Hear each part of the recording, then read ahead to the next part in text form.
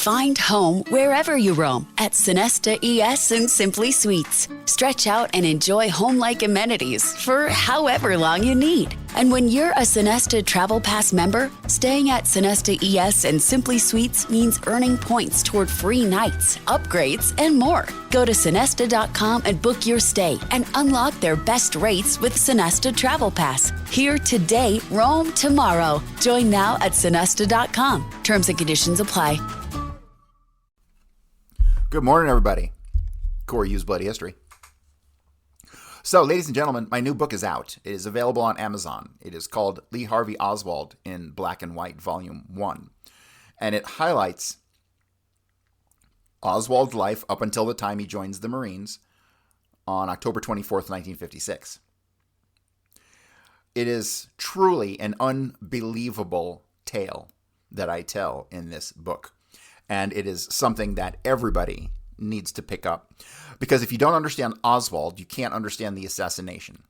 Even though they're two completely unrelated stories, when you see all the things they say about Oswald and the alleged history they put on him, when you come to realize that it's mostly manufactured, it changes the whole game. So yeah, everybody go on Amazon, pick up my new book, Corey Hughes.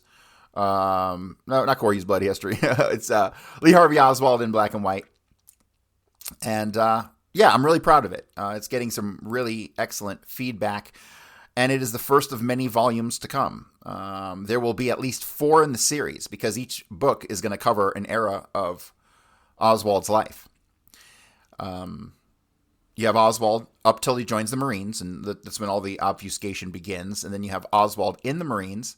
Then you have Oswald in the Soviet Union, and then you have Oswald from June 62 until the end. And so I don't know what to expect when I get to the book on Russia. I just don't. I know that there's some major fuckery going on there, but I don't know how. I know Harvey Lee Oswald is the name on the application for the Russian citizenship, which got rejected. So I don't know what to expect when I get there, because I am pretty confident that Lee Oswald's completely out of the picture by September 59. The photograph that is taken at the passport office, September 10th, 59, that, as far as I know, is the last photograph of Oswald ever taken. Now, we have the other photograph of Oswald when Robert Oswald took the picture when they were out hunting at the Mercer farm.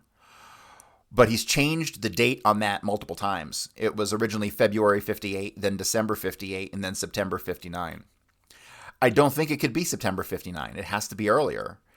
Because September 10th, Oswald is photographed with a very clean, high and tight haircut. And that's not what we see in the photograph of Oswald at the Mercer farm. That photograph, if it was taken after, well, I'm being hypothetical here because it's impossible now that I think about it. It's genuinely impossible.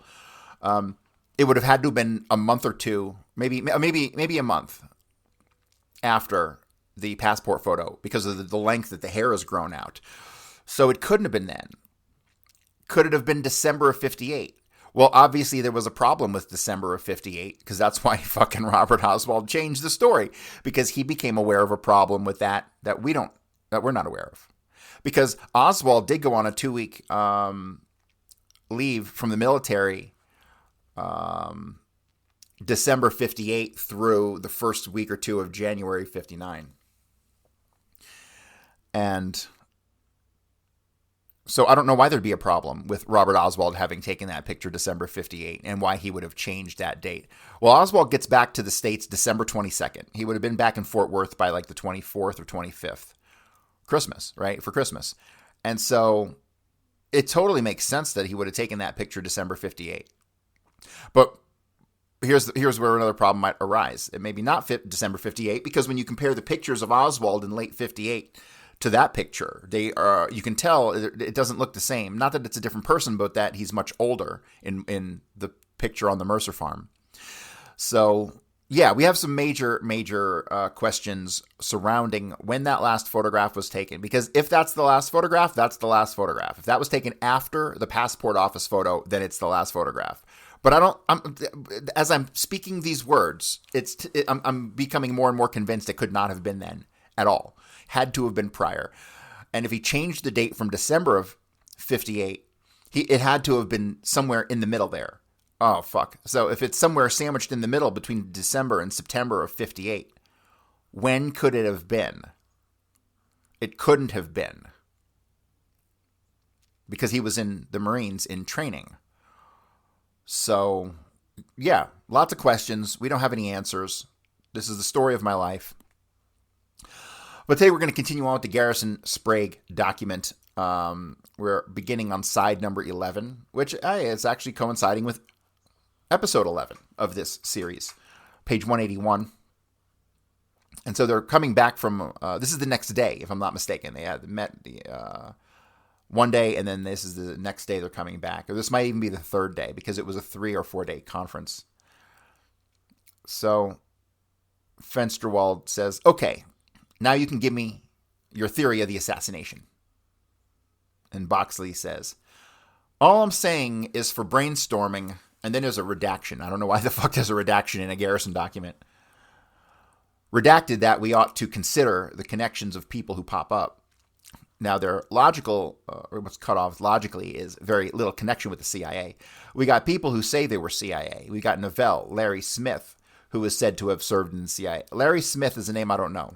Anybody out there want to do some research on a Larry Smith connected to this thing? We got Bill Dowse, who I would guess is CIA from what he told the operations, but those are very, very few and far between. What we do have is a plethora of solid evidence that the ONI and the FBI were involved in this thing from the minute Oswald got back to Fort Worth, and particularly and heavily after he arrived in New Orleans. These characters we can tie either to Bureau or ONI time and time again, so I can talk like this. It gives credence to the rumors that I'm still a CIA agent trying to protect the company. Well, to tell you the honest truth, I wish to hell I were, because then I'd know where my next meal was coming from. You know something? I fucking can totally relate to that statement that he just made. Totally relate to that. But unfortunately, I haven't a dime from then since 1953, and I ain't likely to get one. Fensterwald says, you're likely to get something else from them, though. Not as quickly as I might from the Bureau. Let's take a look at it. This is Boxley. Look at the philosophies of the two organizations. And I didn't buy this either when Dick Billings threw this at me a year ago in Dallas. He got real disgusted with me in the summer of 67. He said, shit, what's the matter with you talking CIA? He said I was close to the agency, and he said, you were in it. And you've got to know, like I do, that most of these guys are fairly liberal in their beliefs. Damn, connecting the liberals with the CIA way back then. Which is kind of crazy because Morales and those whole fucking guys were all ultra right-wingers. So who the fuck knows? It seems like maybe these parallels are still there today that were there back then. Maybe there is a left-right paradigm fighting with each other back then. Something we don't really consider when we think of Kennedy assassination. We just kind of look at the government. We're like, oh, they're all guilty because they're government. Well, that's true, but at the same time, it's not true. So it's interesting to consider the left-right paradigm and how that could have applied to the assassination, right? All right. So, well, I think that's true. On the other hand, I have to run into some of the agents of the CIA who are very conservative in their beliefs. I don't think you can generalize. Doesn't it have two definite wings to it? Boxley says, yeah, but they're intermixed. They don't have, I never saw any case where they had all conservative one side or one type of operation. They say, and the liberals on the other. I think they are interchanged quite a bit. But who benefited and who had the basic motivations that crop up time and time again? Things like continuing the holy war against communism. Without that, there would be no need for the FBI in the public eye, right? They don't collect that many stolen cars. Another factor involved is that after the Bay of Pigs, Kennedy said he was going to break up the CIA because of this professor who the Yale professor, wasn't it, who came back and the CIA swore he was not an agent. He said to Kennedy, yes, he was an agent. Anyhow, who was that? Yarmolinsky? I can't remember his name. It was the Harvard or Yale professor who went to Russia and who was incarcerated. His name was Bogenherder or something like that. Beaugenherder. But remember, that's phonetic. Wasn't he traded the day before Kennedy was assassinated or something like that? No, Kennedy demanded written assurance from McCowan that this guy was not CIA. And the agency gave Kennedy written assurance, and the guy gets back from Russia, and they recuperated him, and he tells Kennedy he was an actual agent. Then what happened? Kennedy's then supposed to have said, this is the last straw. When was this? This is some while before Dallas. Yeah, it was during 63. He was going to break it up and scatter it to the winds or something like that. This is the straw that broke the camel's back. That's what he's quoted as saying. One more deception in a long line of them. Boxley says, so let's assume that he had started it because he had named Bobby, and they were creating the Defense Intelligence Agency. They were taking over networks into Cuba. Theoretically, they would not have used any existing CIA networks because there would have been so much chance for penetration and double agent stuff. So they had to be creating their own, and that's what Warren DeBreeze and Regis Kennedy were doing down there in New Orleans. They were establishing networks out of New Orleans into Cuba. They were very closely cooperating with the Office of Naval Intelligence.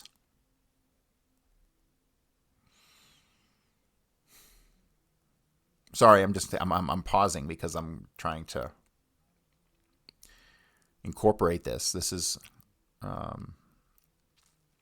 to be expected, right? I didn't realize the connection to naval intelligence via Regis Kennedy and even Warren DeBreeze. Those are those guys who are corrupt FBI agents. That's the main story. I've only done superficial research on them, but I can tell you that Regis Kennedy's a fucking liar because he puts David Ferrie in New Orleans on the 22nd. So he's a fucking scumbag. All right, let me continue. And Guy Johnson. And fucking Guy Johnson. Jim, remind me to dig into Guy Johnson, please. I need to get that done. Guy Johnson is seemingly a name that keeps coming up. Excuse me, but you had a peculiar whipsaw action here because the CIA, which is not supposed to operate domestically, was operating domestically. And the Bureau, which is not supposed to operate overseas, was operating in Cuba and overseas. So you've got two renegade agencies here. Boxley, each of them fighting for a bigger piece of the other's territory. The FBI tracking everybody. Every CIA type they could find. Yeah, a lot of peaching going on, whatever that means. Boxley says, okay, now since they couldn't use CIA nets, they had ostensibly to rely on ONI nets, and the ONI was running its own networks through New Orleans and Miami. Basically out of Guantanamo, through New Orleans, back into Havana, and through Miami, back into Havana. So this ex-agent that I talked with out in Dallas named Bob Jones, yes, there was a very close cooperation between FBI and ONI in all their operations worldwide, much closer than FBI-CIA. Now we've got another factor involved, and that's racism. We've got the holy war against communism, and we've got racism. The Bureau, more or less, fits those patterns more than CIA does. We have Hoover, who haunted Bobby because Bobby told him to get his ass out of the chair and come to his office when he sent for him. Now, this to Hoover was a greater reason to assassinate a man as maybe a loss of $20 billion in war contracts. That was the motivation right there. We've got Hoover saying that Martin Luther King is the biggest threat in the world. We've got all the far right-wing structure idealizing Hoover and hating Martin Luther King and hating Bobby Kennedy and hating Jack Kennedy. Now, this takes in everything from your top millionaires who are supposed to facilitate between Rockefeller and Nixon, right on the right to General Walker. And I think that's about as far right as you can get. But all that specter, which has been growing considerably stronger ever since the assassination nationwide, I think is going to elect the next president, whether we like it or not. This entire spectrum of people compromise the McIntyre religious networks, the little offbeat churches, the extreme right-wing fundamentalism of the right-wing of the religions, the created funds, and the recipients of the right-wing propaganda that's exemplified by your circuit rider organization, by the NSRP, by Young Americans for Freedom, by all this multitude of stuff that Bannister was involved in, very close to. Now, what I think actually happened was this. The Bureau couldn't go after overseas operations under the name of the Bureau. It couldn't pull some of the stuff domestically because it didn't have jurisdiction, and there would be political criticisms from the liberals. Are you saying that perhaps something like the Anti-Communism League of the Caribbean was a Bureau clandestine front? It was a Bureau operation, right? I think the Bureau created it, its own superstructure of right-wing nut cover, and then infiltrated it with ex-agents wherever it was necessary. And then Fensterwald asks, was Arcacha part of this? Boxley says, well, I don't know whether Arcacha would fit this or CIA, but with the protection that's been given Arcacha, if it's true that he did in fact manage some stuff for Hunt, I would assume that he's closer to the Bureau than he is to CIA. Whoa. Wow. The dominoes of implications here are unfucking believable. That directly connects the FBI to fucking Marcello. I'll go along with that logic on Hunt. Well, Hunt and Rothermel. Who's Rothermel? Rothermel is an ex-FBI agent who spent about 6 or 8 years in the Bureau and came to Hunt as his right-hand man in security and clandestine operations. What's this U.S. Tea and Coffee Company bunch? I don't know. Boy, that's a beauty. The U.S. Coffee and Tea Company he's president of. Whatever it is. How do you spell Rothermel? Rothermel. Now, I think in the beginning, that is in June of 1967, Rothermel was giving me some straight steers because at that time, they still had hope that Jim was going to tie this can through...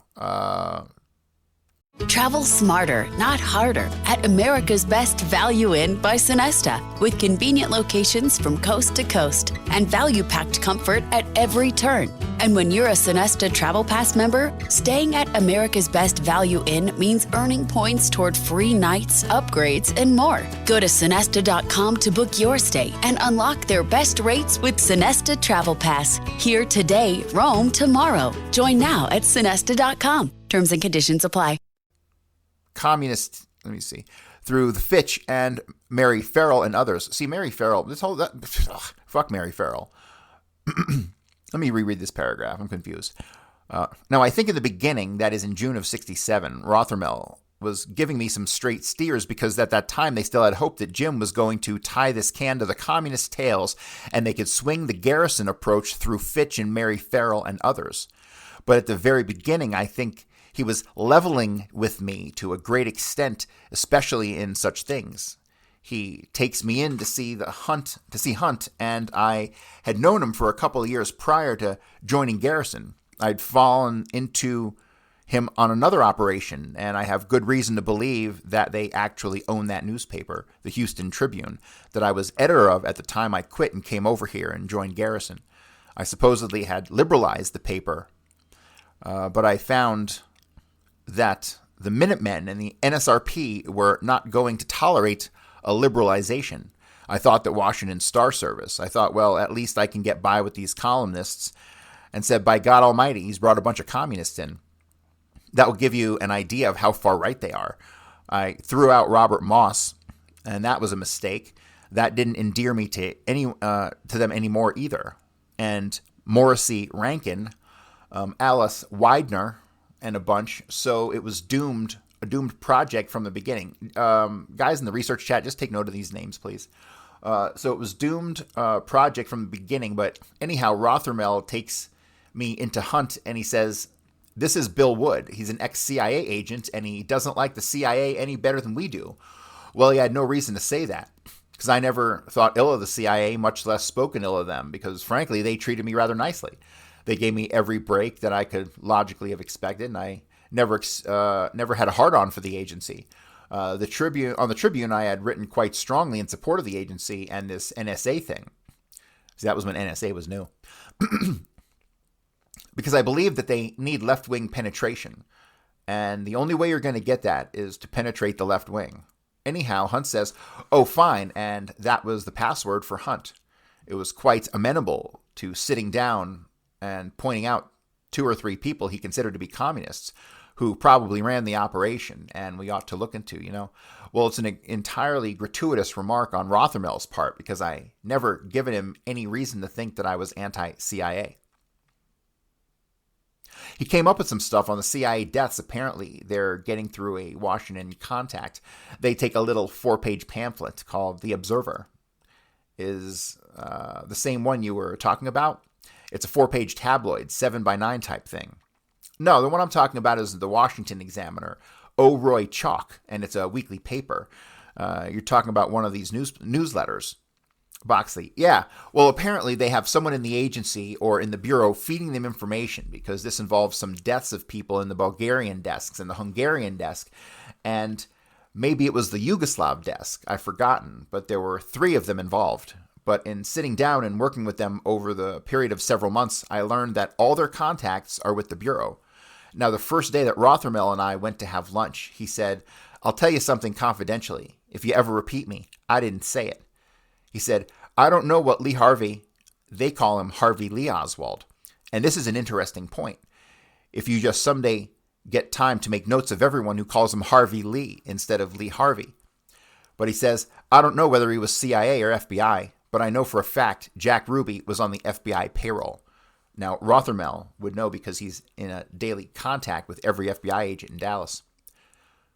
Well, it's logical that they would have had Ruby listed. You have to use a little perspective in these things.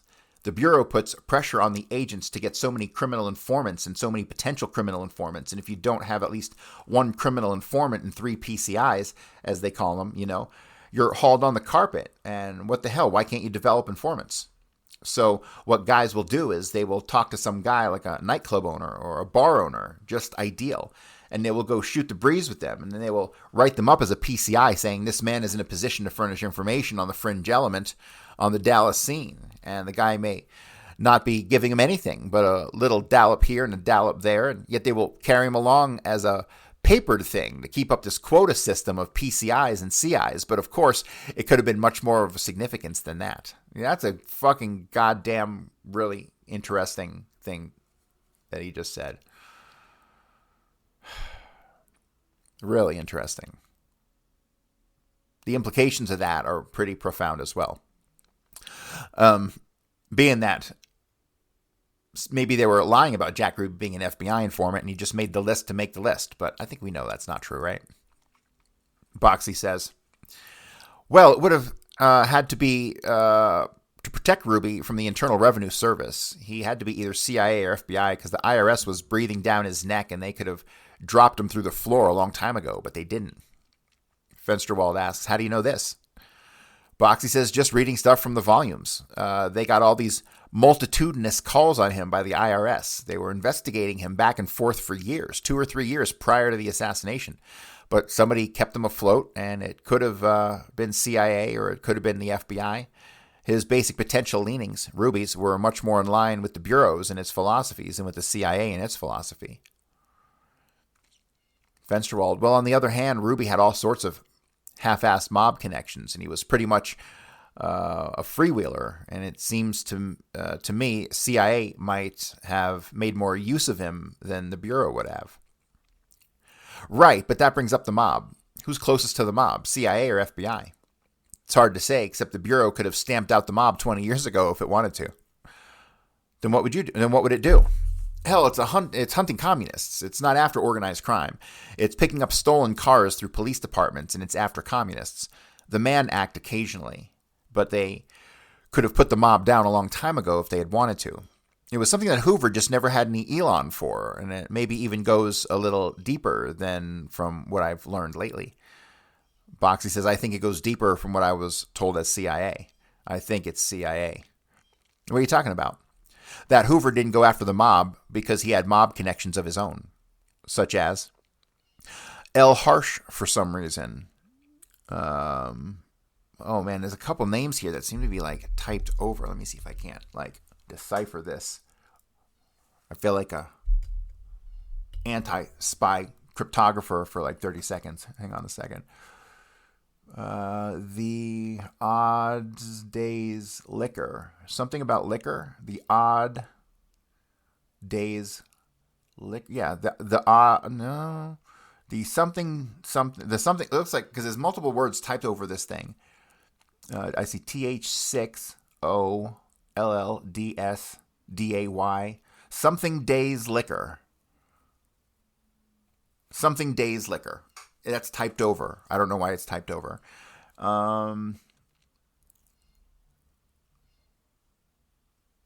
Good old days. Good old days liquor. That's what it says. The good old days liquor. That's exactly what it is. I don't know what the fuck the good old days liquor is. And the next set of words. Contacts. Something now. El Harsh for one thing. The good old days liquor. Something now. President Giancana in Chicago of the Beverly Hills National Bank.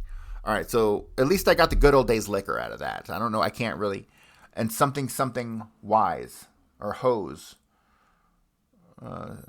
Something OSE, but wise is WISE is taped. SE is typed over it. So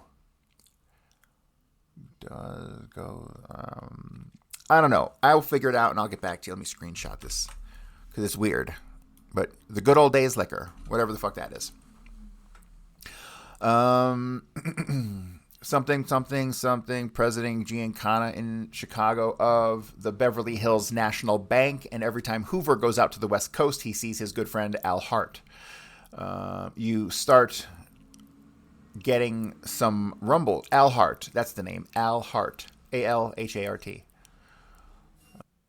Boxley says, it's a funny thing of how a guy who could go after the mob gets in a position to, and then he won't. Take Hundley, Bill Hundley, for example. We flat caught the Houston Oilers, but Adams personally blurting out in front of 7 of us that he had gambled on the Ball and Chain Club and that its games were fixed through Charlie Blander, the quarterback. He didn't mean to say it, but he got nervous and he said it. Blander was sharing points and shaving points and laying off bets through a trucking company in Chicago. I think it was Riedler where he used to work, the truck leasing outfit. I got in touch with Hundley because we wanted to break the story, and by then he was security man for Pete Rozelle. Would you hold on just a couple of days until I can get down there and talk with you? He said, I've got some background on it. I'm working on the same thing, and we're going to clean it up, and we'll do it together. Fine, I'll wait a couple days. Well, that was a weekly paper, and so I waited a week. And the next week I called him back, and he said, I couldn't make the trip, but I'm on my way. Well, this kind of stalling went on for 5 or 6 weeks. I got tapes from the calls to Hundley. He never did show up, and finally they got Adams in such a position, and a couple of the guys heard him make the statement that there was no point in going any further with it. The fact is, Hundley was hushing it up rather than bringing it out, and we had him tied with the mafia there in Houston. We had the whole works right down there to where they met. They put the heat on TV sportscaster in Houston. They tried to get him with gals and tried to bag him with the booze and all the mafia hangouts. Does Roselli know this? Hundley knows damn well because I told him. Does Roselli know this? Boxley says, I don't know. Honestly, I don't know if he's talking about Roselle or Roselli, because it's a big difference in implication. This I don't know, but we got that instance. Then we have an instance in Dallas in which the season before last, the Murkinsons took a plane with a bunch of top players out to the Binghams in Las Vegas. Binion, that's probably what he means. Binion, Benny Binions he was a big guy in Las Vegas at the time. They were out there with some $100 a night gals for about 3 nights. Like that's like, where can I find me a $100 a night gal? That's fucking hilarious. I think the mafia's connections stand out all over pro football. Do you know whom Bill Hundley has been taking money from recently? No, I haven't heard any more of him since I was up in Boston. What's he doing? Do you know from where he's been taking money? Who? Life magazine. I called him the other day and asked him to confirm it. For what? For writing on Cornelius Gallagher, as near as I can tell. Anyway, he said that he had legal fees from Life magazine, and I asked if he was still working for Pete Rozelle, and he said, yes, most of the time. Boxley says, in view of our relationship with Life, that's very interesting. Life run by the CIA, by the way. Fensterwald says, well, go ahead with the result of your... Boxley goes back to the CIA and FBI. We get all these instances that we discussed tonight in which players in this cast can be directly tied to either O&I or the Bureau. I personally think that the key figure in the entire New Orleans operation was Guy Bannister. I've got such things for this, as for example, as this, Bannister operators, and he itemized them, T1, 2, 3, and up to 10 or so. Plus he gave others codes like Daigle. Now we've managed to find out who Daigle is. Dagell is what it says, but remember it's phonetic, so it might not be. But this we have information. We managed to find out who Daigle was, but this informant ran into an operation involving Tonka Airlines. No, not Tonka. That's not right. What sounds like Tonka, but was a CIA airline? I don't know. I'll think about it. And Bannister was a great one for sitting down and writing himself a memo to the file. That's Bureau Indoctrination. Boxy says, yeah, here's a 3-page memo relating to the story roughly of how Tonka plane comes in from somewhere with a stewardess on it, and they're headed for Nicaragua, or maybe it's the Dominican Republic. I've forgotten. But I got copies of the memo, and there's something about the plane when she gets off. She winds up with an envelope in her purse that she didn't even know she had, and she tries to get rid of it. And the pilot of the plane tells her, no, just keep it. You're supposed to deliver it to the station manager in the next port of call. The envelope was given to her for delivery by a passenger on the plane. The whole thing smacks of an unwitting courier. Is that? And that's what it amounts to. She wasn't witting, but she was to deliver the message and get it through customs inspection. See, well, he writes this 3-page memo, and he concludes with this paragraph. Quote, we may have cut across a CIA operation here and should exercise extreme caution. All right, let's analyze that statement. Let me ask you, does that paper look old enough to be several years old? Boxy says, oh yeah, it was buried. It was perfect fit. It was in among a bunch of newspaper clippings and had been punched and filed in folders. So whoever was vacuum cleaning just missed it. Boxy says, they rifed through and they missed these 3 onion skin pages. That's all. That's my only explanation for it. Number 1, he'd been a CIA agent, Bannister. He would not have spent 3 pages telling this complete story, even to his own files, because the names of all the people are in there. The stewardess, the pilot, the guy they put the envelope in, the guy who was supposed to pick it up at the next port, and so on. Had he been a CIA agent and thought it was a CIA operation, he probably would not have written the memo at all. If he...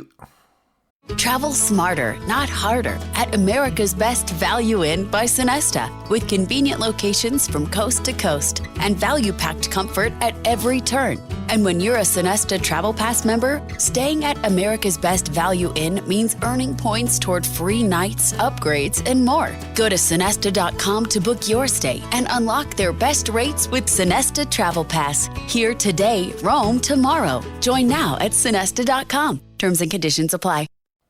If he had, would have coded it by now. Now, by saying this, we means that he is an intelligence organization of some kind. We may have cut across a CIA operation. Is he FBI, or is he some far right-wing intelligence agency that we don't know the name of at this point? I think there's such an agency, and I think it was created by the FBI for its covert activities. He's reporting to Guy Johnson. I've got another letter from him to Guy Johnson, a copy. Again, it's buried in a file of these clippings and handouts and stuff, in which he's talking about recruiting an informant within the liberal operation out here at Tulane, student operation. And he's saying to Johnson, if this is Tulane, a student operation, if this man is all right with you, here's his background. And if he survives your name check, I'll go ahead and recruit him. It's strictly a letter of subordinate to a chief of station or a case officer. Well, I don't think he was CIA, because if he had been, he wouldn't have been written the Tonka memo, but he was something. I've got other things from his files in which Delphine Roberts, his secretary, would have arranged post office boxes for him. One memo from her to him says some organization, and of course, it's a preserve the South Citizens Council type of thing. Maybe it was on the school question. I guess the name for your use, and here's the combination, and he's drawn him out the combination, and he's drawn, god damn it, it's so small, my eyes are going. He's drawn him out the combination. That's a dead letter drop. That's just time and time again evidence in his files that he was part of an ongoing intelligence apparatus and that he was running agents. I don't believe it was for CIA unless CIA snuck in the crock of letters, and I think that's stretching the law probably a little bit. They could have done it either ways, less revealing than the Tonka Airlines operation. Plus, all the people he had around him were of the FBI-oriented type. According to Brooks, wasn't it that he had a bunch of queer kids working for him in and out of his office all the time?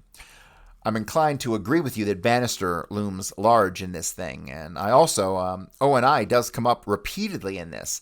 Well, all I'm saying is take a look at it from this point of view to see if it helps analyze things that otherwise seem to be curvaceous, as I say. It may still be CIA. The motive may still have been to rake off war materials, graft off the top of overseas contracts, and so on. I don't know. But if so, it was because they controlled the O&I at the top, and I don't think they do. Now, they may.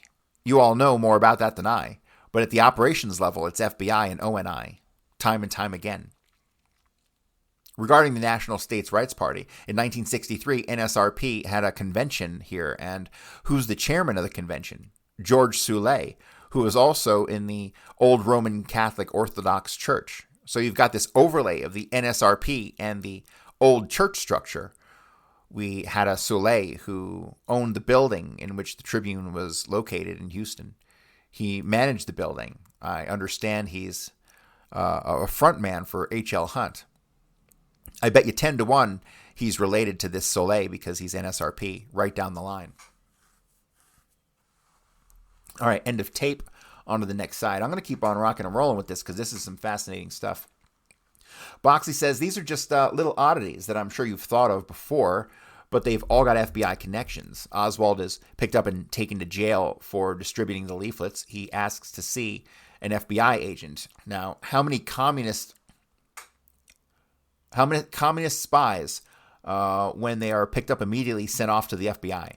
I'll tell you what every agent does, though. Every agent has an emergency number. Every covert agent. He's got an emergency contact with his agency in case he's picked up by local police. In CIA, they give you INR service, and you call INR, and they come fish you out of jail. I know because they did me when I got thrown in jail for being a drunk. They got me out. The same thing is true of the Bureau. When a Bureau informant is thrown in jail, he's got a number to call or an agent to call and he gets him out and gives him instructions.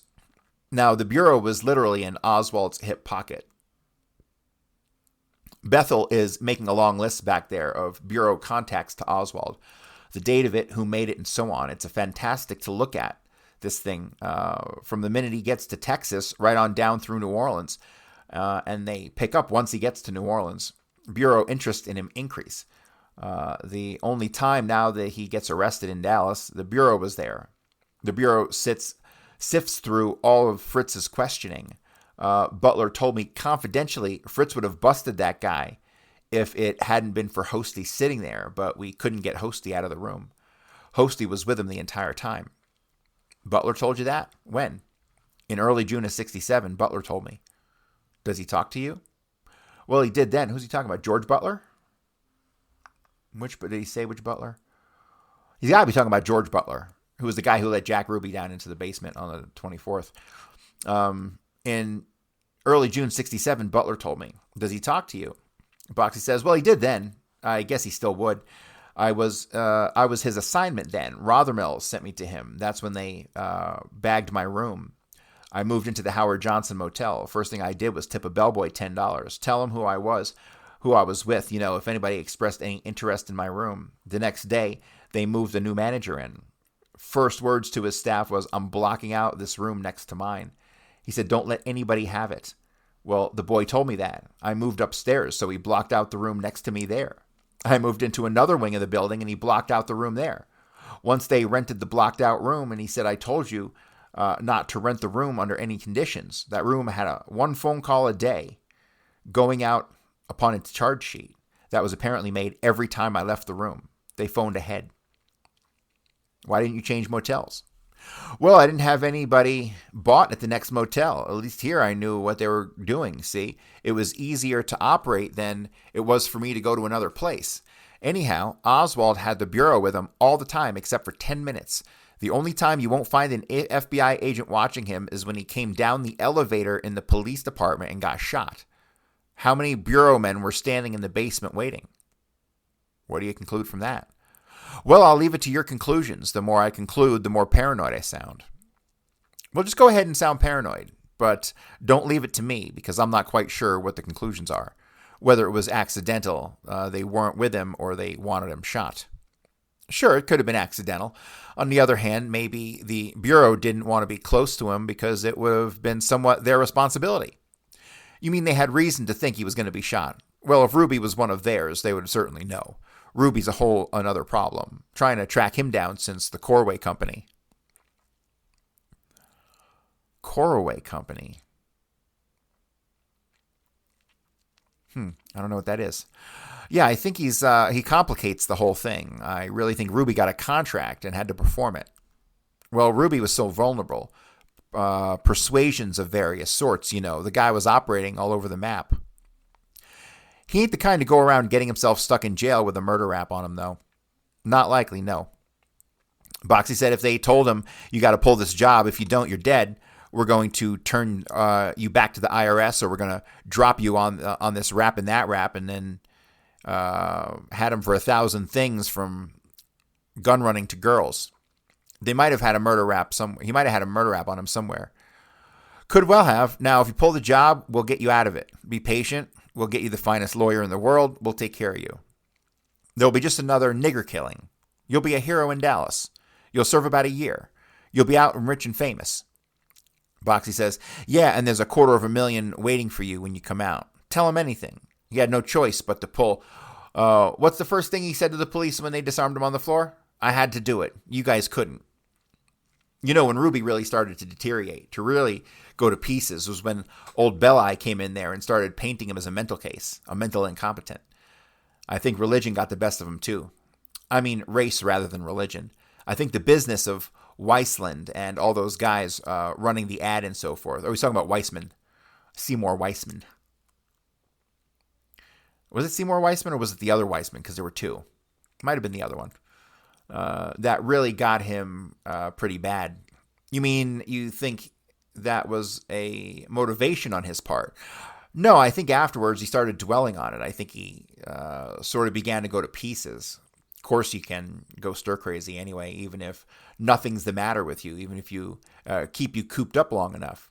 They didn't help anything putting him over in the psych ward. What about his partner? He's a guy that nobody's looked at, Ralph Paul. All right, let me pause here for a second because I'm a little confused on Ralph Paul. I dug into Ralph Paul years ago, and I located a guy named Ralph Paul John, buried in Dallas, bar operator, the whole 9 yards. Didn't mention of anything to Jack Ruby. But I couldn't connect the name directly to Ralph Paul. But Ralph Paul was nicknamed Johnny. Okay, so why is that? Weird coincidence, right? I'm going to have to dig back into that and dig up that guy's obituary and stuff because these people are never who they say they are, right? And so I think there's a good chance that Ralph Paul is not who he says he is. Find home wherever you roam at Sonesta ES and Simply Suites. Stretch out and enjoy home-like amenities for however long you need. And when you're a Sonesta Travel Pass member, staying at Sonesta ES and Simply Suites means earning points toward free nights, upgrades, and more. Go to Sonesta.com and book your stay and unlock their best rates with Sonesta Travel Pass. Here today, roam tomorrow. Join now at Sonesta.com. Terms and conditions apply. Boxy says he won't talk. I was going to go see him, and I did talk with Tammy True. Tammy said you can go see Ralph Paul, but I guarantee you now he won't talk to you. He won't tell you the time of day. What's your surmise on it? I think he was Ruby's connection, probably to the mob. Yeah, that sounds reasonable. How about Larry Crawford? I think Crawford's very interesting. I think he knew something about it or something that would show Ruby had prior motivation. He's like the preacher in the Bobby Kennedy thing. The preacher bugged out, too. He was in the periphery of this thing. Jerry Owens. I think he was more like Father McCann, which is another interesting character. I believe there are CIA operations going. I strongly suspect McCann was in on it. I think the Bureau had a bunch of them penetrated. And it simply turned them around to fall within the limelight of responsibility when this thing was pulled off. What do you credit Nancy Perrin Rich's credibility at? I don't know. I think she's important in that she could tell us a lot about the structure in Dallas. Do you remember, Bill? We were out there on the coast talking to the Adelot and to Maurer, and they tell us that every police department has top brass guy in it and an intelligence unit who reports back to Washington. Daryl Gates was the one in the L.A. department. Now, Gates was the guy who's heading up their intelligence division for a long time, about 3 or 4 in the line of command. Boxey says, all right, now for about 30 years, police departments have been sending me to the FBI Academy. There's very strong rapport between your working policemen in the Academy or Bureau in Washington.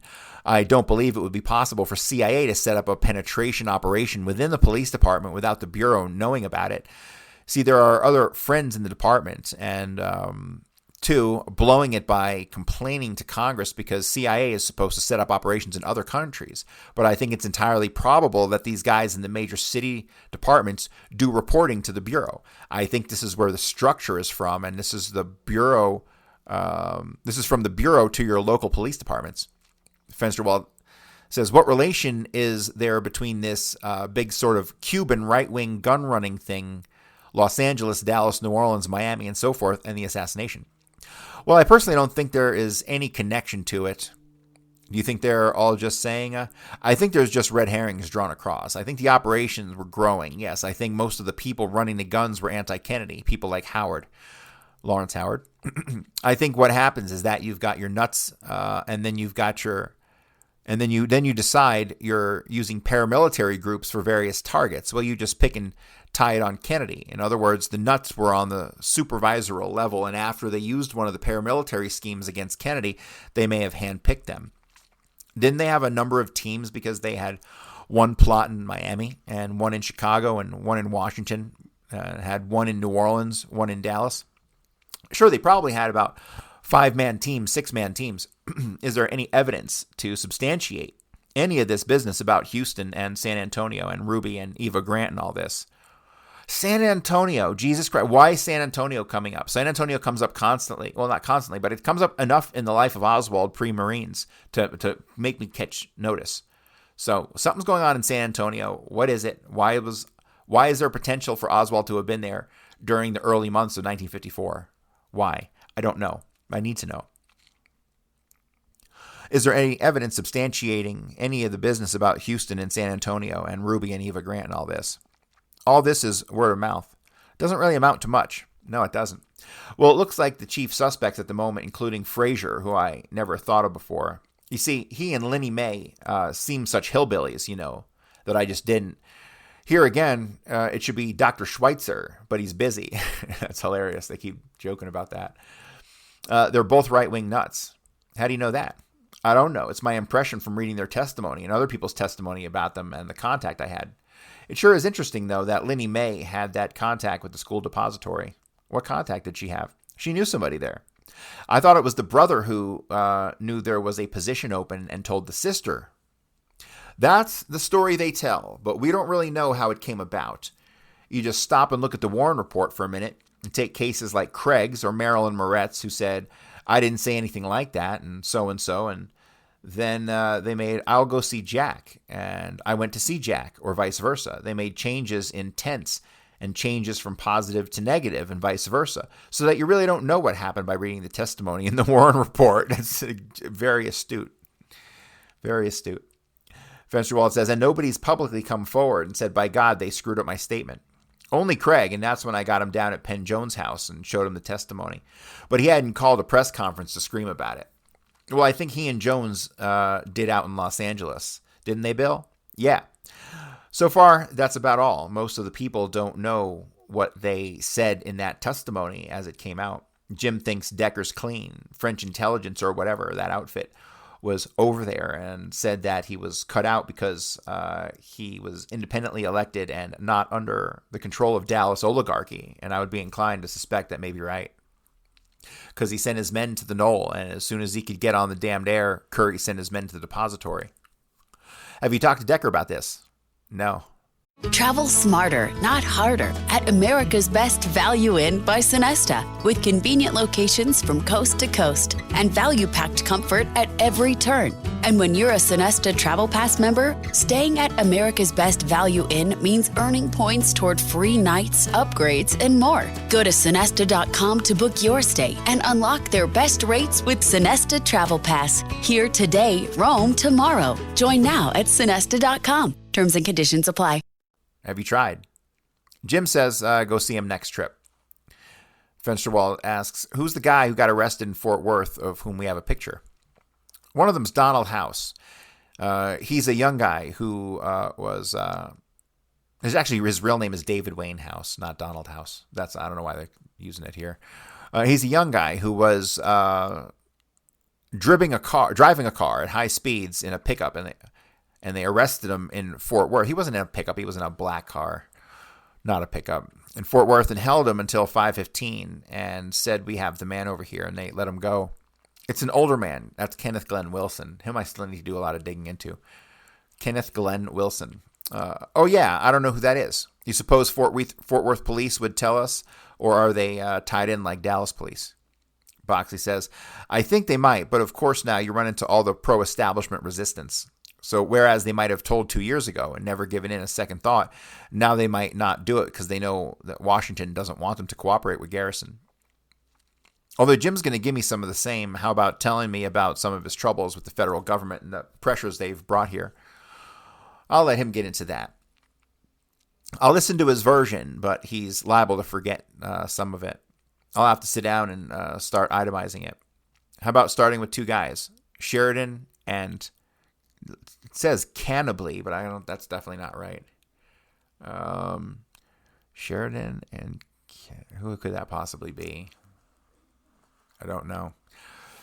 I don't know that background. Here's my problem, bud. Up until we ran out of money a couple or 3 months ago, I was gone an average of 22 or 23 days a month over in Texas working in Miami or the West Coast, so I really don't know a lot about what's been going on in New Orleans, because out in Texas, you never get to read anything about it, and it's all censored out of the papers. I come back 3 months after it happened, and someone allude to it in a conversation, and that's all I really know about it. What's your impression of the pressures that have been brought to bear? Boxy says, well, I think they're moving right from the beginning was a discredit to discredit Garrison because of the the poll showing that 77% of the people do not believe the Warren Report. Killing Garrison would only entrench this belief, and this 78% would be run up to 80 or 85%. So it became a psychological warfare problem to discredit Garrison. And they've used such devices as Gerlich deflecting to Washington, calling a press conference with Bobby Kennedy to make it appear it was a Kennedy maneuver, of course, released it through our Newsday to further the Kennedy appearance to it, anything to cut it from Lyndon Johnson. Wait a minute, I'm not sure I understand that. I think it was ultra clever to release it not through pro-Kennedy publican, but to tip off Newsday that Gerlich was talking with Kennedy about what? Who would have known? Bobby. I don't think so. He might have. I don't know. But I can't see Bobby contacting Moyers to release the story. Could it be the Justice Department then? I would imagine the Bureau or Sheridan, or you got to be talking about Walter Sheridan, or whoever it was talking to Gerlich. And then it is, of course, the big hassle over Jim's military record. And the Chicago Tribune sent down to interview somebody about Jim's mental stability. And who they interview? Gerlich. So now he's a qualified psychologist. But none of that really matters, because what the papers across the country carry are the allegations that Garrison is mentally incapable, and therefore he was discharged under. Well, weren't those the records leaked to the county 7 or 8 years ago and not just a year ago? Yeah, it all came up, I understand, in his last election campaign, or maybe the one before that, I don't know. His opponent started slinging this stuff, and that he'd been discharged because of mental disability, and that this was the reason for his Napoleonic complex. But the world at large didn't know about it until it was revived for its bearing on this case. A smear usually backfires. It backfired on his opponent down here. All right, we're on page 198. Let me see.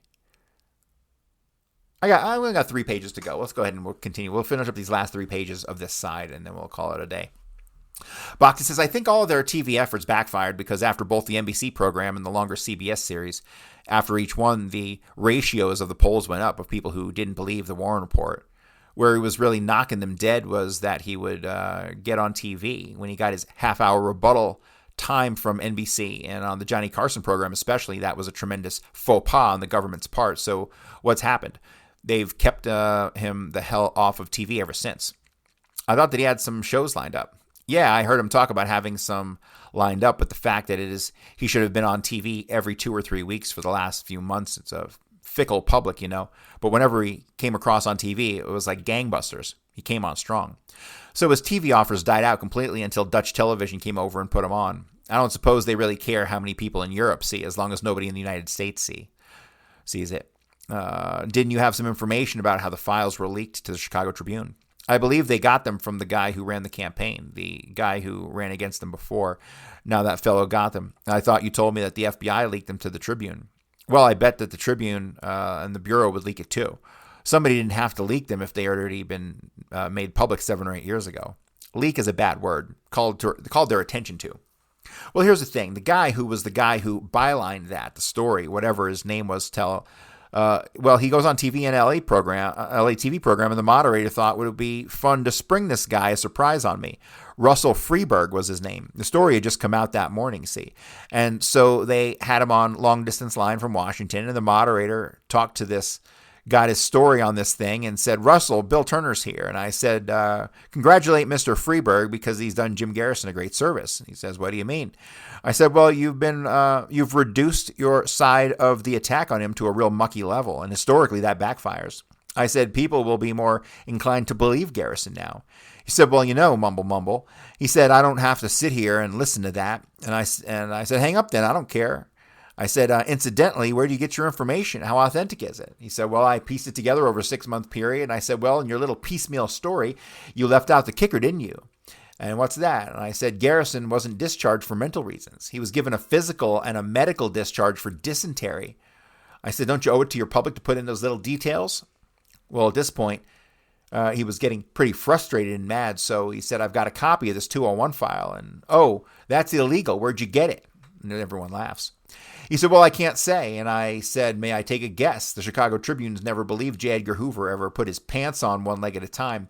Am I getting warm? And he said, well, I can't say. And I said, well, obviously you have tremendous entree to secret vaults of the government. Now, Monday morning, if you go down to the archives, there's some material in there we all love to see. So the moderator's going nuts. He says, Bill, you're going too rough on a fellow journalist. Boxy says, I served under Colonel Julius Klein for a while out in the Pacific. Some people get all the lucky breaks. And you just don't get too far with the right wing. He's back to the office conversation now.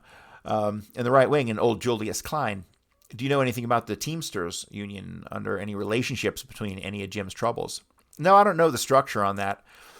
Say, I ran into a story the other day that is a Jim dandy, and I got it nailed down. Perkins was trying to sell stuff to Cuba. Tom Dodd started a hearing on it. 5 minutes into the hearing when Bobby Kennedy called him on the phone and made him quit. Some reporter for a Connecticut newspaper, after 3 goddamn long years of badgering everybody, finally got the story. Can you find newspaper clippings? Yeah, I got a couple. Bear this in mind that if Bobby was that hot about it, Parton may have been trying to infiltrate. I doubt that he was any left-winger trying to help Castro out of the goodness of his heart. Yeah, well, what Bobby was so upset about and what Dodd's holding a hearing to show that Parton was having relations with Fidel would make Bobby look even more like a bum. Here's a star witness. That's right. It's the same thing with this soul fine that they let go with $15,000 worth of bribes. And I didn't want to say it, but you know who is defense lawyer Guy Johnson. That's where I got the story from. And it's true because I asked Louis LaCour about it, why he wasn't prosecuting. It just gets unbelievable. If Jim can survive the next 6 months or a year, whether he brings Shaw to trial or not, it seems to me that this whole damn thing is beginning to fit together now. We're quit chasing down so many false leads. We're getting a fair idea of who was there and doing the shooting and who they were working for, even if we don't know the exact relationships. I think they're all dead. I think it's a waste of time to chase a gun. I don't think so. I think Lawrence, for example, was there and involved in it. Yeah. Lawrence? No, not Jack Lawrence, you idiot. Lawrence Howard. God, oh, man. They're good. Oh, this is so disappointing. See, I get excited for no reason. I don't think so. I think Lawrence, for example, was there and involved in it. Working for Boeing? Lawrence? Jack Lawrence. So he's talking about Jack Lawrence. I'm talking about Lawrence Howard, who was a shooter. Jack Lawrence, I have a very strong feeling from what we learned today that Wesley Frazier had some hand in it. He's still around. There may be some others. This guy, Mike Barclay, was there for some reason. Well, just be reasonable. If you want to kill the president, you get a guy, you get me to go hire some guns to do this, a job for X dollars. We do the job. Now that I'm not going to let those guns let the guys live to put a finger on me, I'm going to take care of their termination and disposal myself. Wouldn't even ask you about it. By the same token, I figure you're not going to let me live. I may escape you for a while, but I'll be running from you the minute they pull the trigger. Now, this is the way it would be set up by any intelligence operation, whether FBI, KGB, CIA, or any of them. Maybe they do still exist, but it's too great a risk. Since these guys are all in the business, why in the hell do they take such a contract? It's the money.